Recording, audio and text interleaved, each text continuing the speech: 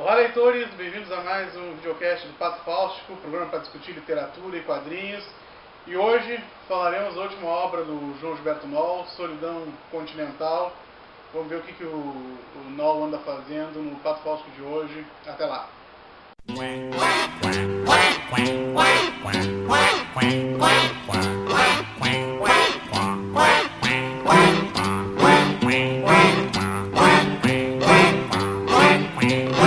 Lá vem o pato, pataqui, patacolá. Lá vem o pato para ver o que há. João Gilberto Noll, escritor gaúcho, que eu acho que dispensa apresentações, nascido em 46, já tem mais de 19 romances, livros publicados, então já é bastante conhecido do público, apesar de ser um autor relativamente novo. E nesse livro conta a história de um sujeito chamado João Bastos, que é um professor de português, que vai empreender uma longa viagem de Chicago até Porto Alegre, vivendo uma série de situações que de uma certa forma retomam duas constantes na obra do Noll, que é a errância dos personagens, né, perdidos no mundo, né, que vagam por vários espaços, e também o duelo entre o mundo interior desse personagem e o mundo exterior, justamente representado por esses vários espaços que são percorridos. Então, obviamente, quem já conhece a obra do Noll, e algumas críticas desse livro já apontam isso, né, vão de uma certa forma sentir uma sensação de déjà vu, uma sensação de repetição, porque é muito semelhante a alguns textos que ele vem produzindo, principalmente desde o Armada, textos nesse sentido de personagens errantes, perdidos. Bom, o Solidão Continental, a primeira característica dele é que essa viagem é pautada por um caso amoroso, isso acontece também nas obras do Noll, nas outras, né? Mas por um aluno do sujeito, que é o Federico, que de uma certa forma vai ser um dos interlocutores desse personagem, vai ser um dos personagens principais que vão acompanhar esse sujeito, e também vai permitir uma série de cenas envolvendo a sexualidade, o corpo, que é muito importante para o Noll. A gente vai falar um pouquinho mais disso depois, né? A primeira característica principal dessa obra é que ela traz de volta uma das tônicas do universo do Noll, que é aquela psicologia dilatada, né? Ou seja, aquela consciência e que é a perspectiva de tudo, e que de uma certa forma dilui o mundo a partir da sua lógica, né? Aqui é eficaz, né, porque ajuda a trabalhar as inúmeras crises de identidade que o sujeito vai sofrer, que são da ordem do nacional, do sexual, da idade. O sujeito vive uma crise também referente à idade. Então essa psicologia dilatada que aprende tudo, né, esse monólogo, né, esse quase fluxo, né, de pensamento, e que de uma certa forma muda a lógica das coisas a partir de uma lógica extremamente íntima, está relacionado a essa crise, né? Mais do que isso, essa crise de identidade, né, essa consciência ativa demais, ela vai ser transposta justamente para os conflitos entre eu e o mundo, né? Criando justamente um intervalo entre eu e o mundo, que é um intervalo sempre turbulento, uma zona problemática entre o mundo e aquilo que o cerca, não só as pessoas, como a própria como as zonas geográficas que o cercam, né? Algumas imagens, né, para representar isso são fundamentais, o Noll sabe usá-las muito bem. As principais delas são os fluidos corporais, né, que são justamente uma maneira de externalizar o eu, e vão haver várias imagens como usando o suor, o sêmen, o sangue, né, que de uma certa forma vão criar a imagem desse intervalo entre eu e o mundo, né? Isso também de uma certa forma vai impactar a lógica natural, né, do mundo externo, que não está acostumado com essa profusão de fluidos, né, profusão de interioridade. Bom, este mesmo campo da fisiologia, né, serve também como uma imagem da alienação do personagem, e a principal cena a respeito disso é quando o personagem diz assim: entre mim e aquele cenário da Oswaldo Aranha havia como uma mucosa transparente, doendo se eu tocasse. Isso na página 77. De uma certa forma, é só uma das imagens mais fortes dessa camada, né, corporal, dessa camada, dessa mucosa que separa o eu e o mundo. A situação, obviamente, ela é complexa e dialógica, porque ela não se dá só a partir do eu para o mundo, mas também do mundo Então tem uma cena na página 102 em que o sujeito pega uma camiseta suada e suja de sangue, porque ele sofre um ferimento, e ele torce e bebe, né, desse líquido. Né? Então essas imagens são bastante fortes nesse livro do Noll. Né?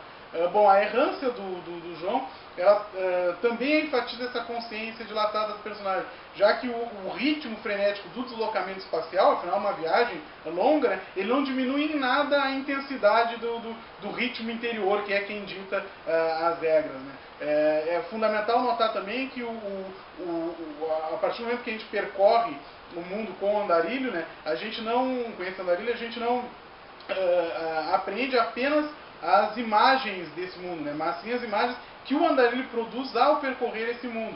E a errância, de uma certa forma, vai, aliada a isso, né, utilizar uma série de técnicas que são da ordem da narrativa, né, em que todos os fenômenos produzidos pela experiência, ele vai ser justamente retardado pelos fenômenos do discurso, né, inclusive desvirtuando sentidos, né, que seriam unilaterais numa leitura mais direta. Né. A principal técnica utilizada pelo Noll aqui nesse sentido é a alternância entre a frase longa e a frase curta, né, que ajuda a impossibilitar qualquer referência fixa de sentido, ao permitir pelo menos duas medidas sintáticas, né, que andam em comunhão e que de uma certa forma tentam organizar várias facetas da realidade. Né. Bom, um último conflito importantíssimo aqui, que há no restante da obra do Noll, é aquele conflito entre o mundo natural e o mundo urbano. Né. Então aqui há uso de referências animais e vegetais que de uma certa forma contextualizam todos os sentimentos humanos. Né.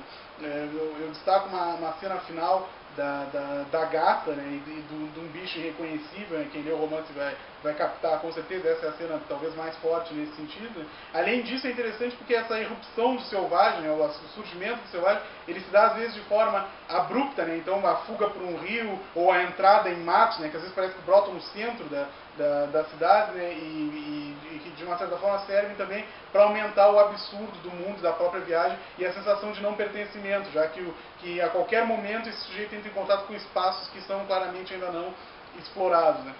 Nesse sentido, de uma certa forma, para resumir todas essas coisas, tem um parágrafo do livro que é brilhante, na página 101, em que ele diz assim: no lado de lá do muro havia uma escavadeira parada, marcando talvez uma obra que estivesse para ser iniciada, ou que sofresse um impasse em sua continuidade logo em seu começo. Em volta da máquina, uma verdadeira argila não tivera tempo de se ressecar. Perguntei-me se ali não acontecia nada, como me sentia prestes a acreditar. Um beija-flor suspendia o voo em frente a uma margarida cansada, e entre as macegas uma cigarra ferrava o seu canto, aumentando o calor. Então, essa cena é brilhante, além de ela ser muito bem construída, a imagem muito bem construída, porque ela revela justamente esse homem que, ao olhar para o mundo, percebe que não entende o funcionamento das coisas, não entende a lógica das coisas, não conhece, inclusive, os fenômenos de produção e reprodução que moldam essa realidade, e aqui essa imagem natural, de uma certa forma, ajuda a reforçar isso. Né? O aparecimento de um mundo inóspito, né? E a partir desse mundo inóspito, a solidão surge como um eixo fixo como um único campo de referências razoavelmente precisas para esse sujeito, como na página 64 o próprio sujeito parece que percebe quando ele diz assim, ó, que eu voltasse à minha solidão sem me abater. Nela tinha as minhas referências todas ordenadas. Né? Tem um momento que ele atinge esse momento epifânico quase, né? Afinal o homem só, né, entregue a sua consciência, mas disposto a percorrer o mundo externo, a explorar o mundo externo, e as situações entre esses dois campos, né, de uma certa forma é a síntese do fenômeno audaz que é a obra do Noll e que mais uma vez se repete em Solidão Continental. Então fica a indicação, um livro curtinho, denso, como eu disse, quem já leu o Noll talvez não ache tão bom, porque ele repete uma série de soluções já usadas, mas eu acho que vale a pena dar uma conferida, Solidão Continental. Antes de terminar esse videocast, a gente vai falar aqui de duas obras em quadrinhos, mas são apenas comentários, não vai ser análise, a partir de lançamentos mais próximos de nós, coisas lançadas há pouco tempo. Vamos começar com esse lançamento da Panini, 20th Century Boys, que é um lançamento do Naoki Urasawa, que é um dos grandes autores de mangá, sem dúvida nenhuma, atualmente, que já tem alguns títulos que já se tornaram célebres, né? Um deles é o Pluto, que é uma releitura do Astro Boy, o clássico do Tezuka. A própria Panini está lançando Monster, que é um outro mangá dele muito bom, que já está no 2º número, então ainda dá para correr atrás e adquirir. Mas 20th Century Boys é o novo lançamento, que saiu mês passado, mas ainda pode ser encontrado em banca porque ele é bimestral, e que conta a história de um grupo de garotos que, quando crianças criaram um grupo, né, aquelas famosas sociedades, né, de meninos, tinha um símbolo e tudo mais, e aí depois no futuro coisas estranhas começam a acontecer, um deles morre, e aí parece que alguém que conhecia o grupo, conhecia o símbolo do grupo, voltou para assombrar esses personagens. A técnica do mangá é muito boa, ela alterna esses dois tempos, né, a gente vai conhecendo as situações dos personagens enquanto crianças e enquanto adultos ao mesmo tempo. Isso obviamente aumenta o mistério, até porque os personagens não se lembram de muitas coisas que fizeram na infância, que a gente lendo sabe que aconteceu, e então a gente tem um controle de coisas que eles não têm, então a gente pode montar partes do quebra-cabeça, mas de repente eles têm informações que a gente ainda não percebeu, e isso vai se complementando. O roteiro é muito bom, as próprias referências do roteiro, que vão desde do pop, né, do rock and roll, até o contexto político histórico. Então a viagem à Lua, por exemplo, é fundamental nesse primeiro volume. Isso de uma certa forma também permite esse pulular de várias referências que também confundem um pouco a cabeça do leitor. Os desenhos também são muito bons, e então vale a pena dar uma conferida para quem gosta de mangá. Esse é um tipo que eu acho que não pode passar despercebido. E por fim, A Máquina de Goldberg, um lançamento da Companhia das Letras, o selo de quadrinhos da Companhia das Letras. Como sempre, um ótimo trabalho da Companhia das Letras, é uma edição grande, boa de ler, um papel excelente. E aqui a gente conta a história de um menino que vai para um típico acampamento adolescente. Ele é o gordinho da turma, é aquele que sofre bullying, e num determinado momento ele conhece, a partir de um personagem, a lógica da máquina de Goldenberg, que são aquelas máquinas que fazem de tudo para dificultar uma ação simples, né? Então, eu estouro uma bexiga, o estouro pega numa carreira de dominó, que bate numa bola, que acende um fósforo, que liga uma chaleira, a água estoura, e aí lá no final eu consigo mexer o meu café, por exemplo. Então, é algo que eu poderia fazer com simplicidade, mas eu crio uma máquina para dificultar isso. Isso é discutido, inclusive, no quadrinho, que seria uma filosofia de vida, né? A partir dessa ideia por trás desse subtexto, né, da máquina de Goldberg, a gente vai ter uma grande história de vingança, porque o sujeito responsável pelo acampamento, um boxeador que agora é um veterano, que de uma certa forma cuida dessas crianças, que é extremamente truculento, maldoso com o protagonista, na verdade ele vai ser alvo de uma vingança que está sendo programada há muito tempo, que como a máquina de Goldberg vai ter várias etapas para ser executada. Então vale muito a pena. É interessante também porque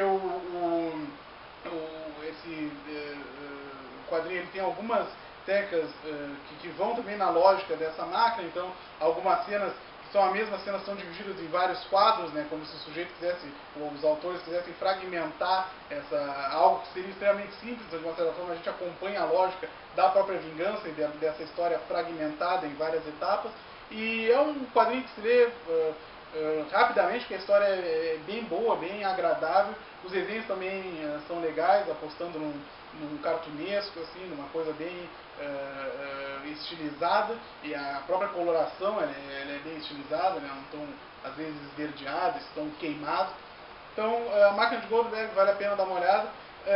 No próximo Patológico aí sim a gente vai ter análise de quadrinho, tem uma obra aí que já está separada, então em breve análise de quadrinho Patológico. Isso aqui era só para não deixar passar batido, porque são bons títulos. Bom, se você gostou, por favor comente lá. Se não gostou, melhor ainda, diga por quê, nos ajude a melhorar. Curta lá a nossa página no Facebook, entre no blog do Pato Faustico, escreva o que você quiser, que lá é um espaço livre, pode ser a oportunidade de você se manifestar as suas opiniões. E espero que tenha aproveitado essas indicações. O próximo programa tem mais. Até lá. Tchau. Solidão é lava que cobre tudo.